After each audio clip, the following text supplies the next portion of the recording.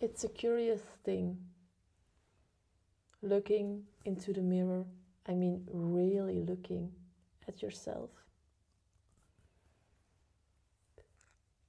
Because it feels as if the mirror heightens everything that is going on in my body.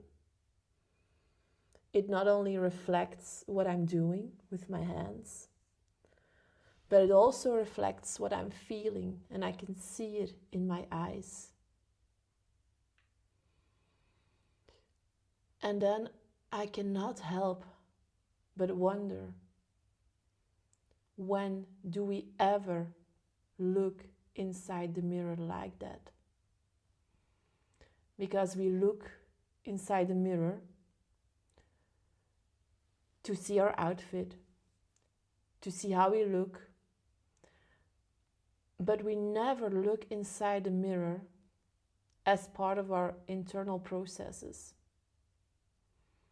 In fact, I see a lot of women around me looking at other people, pointing the attention towards other people, blaming other people for all the wrong that is going on in their lives.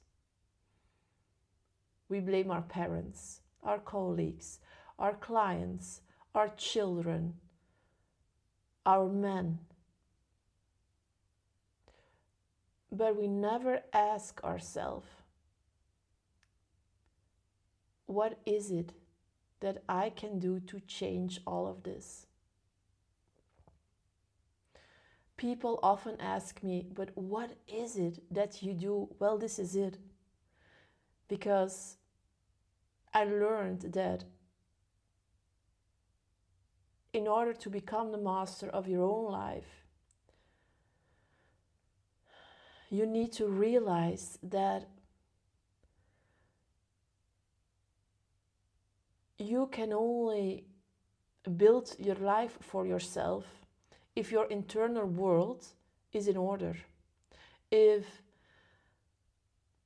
everything there clicks. I see a lot of women that are chasing dreams. And while it's a good thing to have dreams, it's not a good thing when you need to chase them, because a chase means that it costs energy, a lot of energy. And then you open your pathways, you open doors by using your own force, your energy, and that is stressing, annoying. Mentally, it costs a lot, and physically, it is draining. While in fact, when we learn to really descend in our bodies, to find that holy grail in ourselves, to change our energetic system, then we learn that it's never been about chasing, it's about attracting, and it's about magnetizing. It's about finding your own sexual energy, your creative energy, your magnetizing energy to master your own life. And being a victim or pointing your directions and your attention towards other people so that you can blame them is not a part of it, because then you don't change anything about yourself. You just point your attention towards others. But when you really want to become that magnet, when you really want to change your life or society, you need to go inwards. You need to understand why you are feeling how you're feeling, or why you are doing what you are doing, and then you can change that. An emotion, for instance, like anger or sadness, is never a bad thing. We label it as being negative, but it isn't a bad thing. It is just an emotion designed to make us move, to make us feel, to make us change something. That emotion is a doorway, a passage, a gateway into a next level for yourself, into a next energy field, an energy field that heightens, that grows, in which you can magnetize bigger things.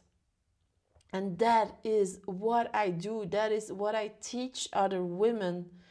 That is what I heal amongst other women, because I know there are a lot of traumas in there.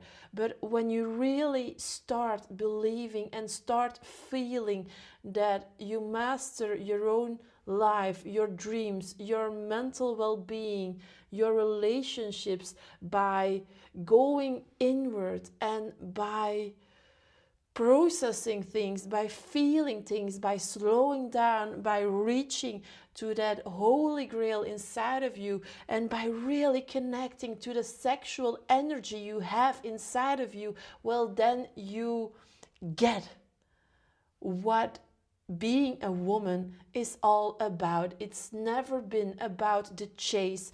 It's never been about just living. It's about magnetizing. It's about feeling whatever happens inside your body. It's about noticing what happens around you and turning the tables, asking yourself the question, what is this here to tell me? What is this here to teach me about myself? And what is my next level of change in here? That is what being a woman is all about.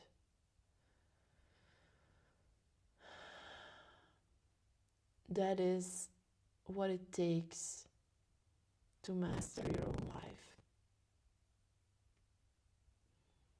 Just start by looking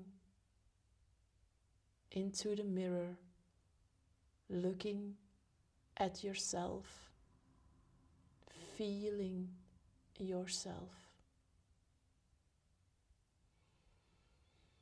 and ask yourself the question, what is this here to teach me?